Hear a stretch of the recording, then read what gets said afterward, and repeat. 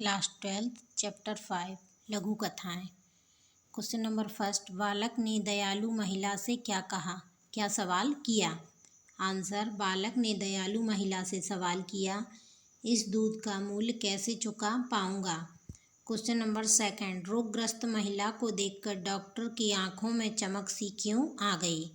Answer, रोगग्रस्त महिला कोई और नहीं थी बल्कि वह जिसने बालक द्वारा पानी मांगने पर, जब बालक ने पानी मांगा था तब उसने दूध दिया, दूध का भरा हुआ गिलास दिया था, गिलास बच्चे को दिया था। दूध का कर्ज चुकाने का अवसर पाकर डॉक्टर की आंखों में चमक आ गई। उस बालक को लगा कि अब मेरी बारी है, इस दूध का कर्ज मैं कैसे चुका पाऊंगा। Question number third, Rabindranath Tagore क्या जानने के लिए उत्सुक थे। आंसर, रविंद्रनाथ टैगोर यह जानना चाहते थे कि सौंदर्य क्या है। आंसर, क्वेश्चन फोर्थ, मोमबत्ती बुझने पर चांदनी कहाँ कहाँ फैल गई। आंसर, मोमबत्ती बुझने पर चांदनी दरवाजे और खिड़कियों से प्रविष्ट होकर, मतलब दरवाजे और खिड़की से जो है चांदनी अंदर आ गई, चंद्रमा की चांदनी कमरे में फैल गई और कमरे में चारों तरफ वह फैल गई। Long question. Question number first, दयालु महिला ने बालक को क्या उत्तर दिया। आंसर, बालक ने सवाल किया था कि इस दूध का मूल्य कैसे चुका पाऊंगा। बालक की बात सुनकर महिला ने उत्तर दिया कि इस दूध के लिए तुम्हें कुछ भी करने की आवश्यकता नहीं है। हमारे बुजुर्गों ने सिखाया है कि सदस्यता के किसी भी काम के लिए किसी भी तरह की कीमत की अपेक्षा नहीं करनी चाहिए। क्वेश्चन नंबर सेकंड, डॉक्टर ने महिला को पत्र में क्या लिखा।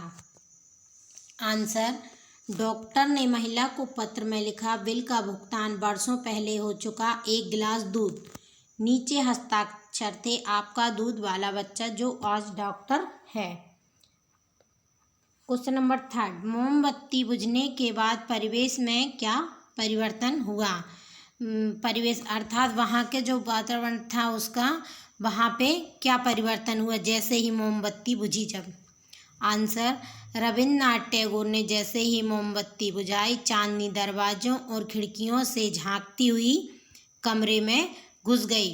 अर्थात जैसे ही मोमबत्ती बुझी तो चांदनी जो थी, चंद्रमा की चांदनी, वह अंदर आ चुकी थी, पूरे में उजाला ही उजाला हो गया था। सारा वातावरण ज्योतिर्मय हो उठा। खिड़की के पार से मानो चांद ने कहा, मैं तुम्हें बहुत देर से याद कर रहा था पर तुम किताब में डूबे थे। Question number fourth, Rabindranath Tagore को सौंदर्य की अनुभूति कैसे हुई। रविन्द्रनाथ टैगोर को कब लगा कि सौंदर्यता क्या है।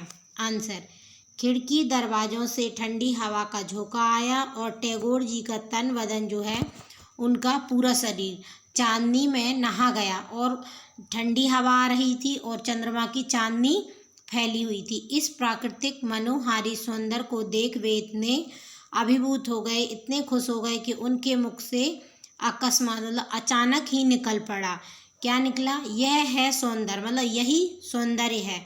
वस्तुतः सौंदर्य को शब्दों के माध्यम से नहीं बल्कि अनुभव के माध्यम से समझा जा सकता है। सौंदर्यता को हम देख कर नहीं बल्कि अनुभव करके हम उसको समझ सकते हैं।